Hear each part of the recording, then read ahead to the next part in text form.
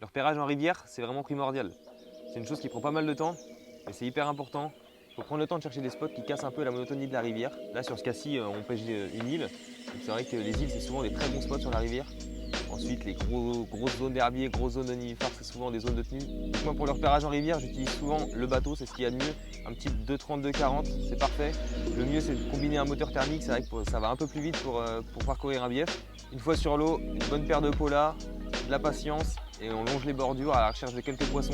Toujours partir avec un peu d'appât, ça peut servir si on voit quelques poissons ou si on trouve des zones intéressantes. Si on a un peu de temps de pêche, au moins on amorce un petit peu à l'avance. Souvent sur la rivière, ça facilite quand même le boulot de balancer un peu d'appât avant.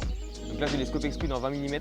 Faut pas hésiter à mettre des bons diamètres parce qu'il y a quand même pas mal de poissons blancs sur la rivière. Faut pas hésiter à étaler les bouillettes, pas forcément en mettre beaucoup, mais bien les disperser pour que les poissons cherchent et naviguent sur la zone. Une fois que c'est posé, il faut espérer que les poissons passent et s'alimentent. En rivière, c'est vrai que c'est jamais gagné d'avance. Moi c'est comme ça que je procède et ça me réussit plutôt bien.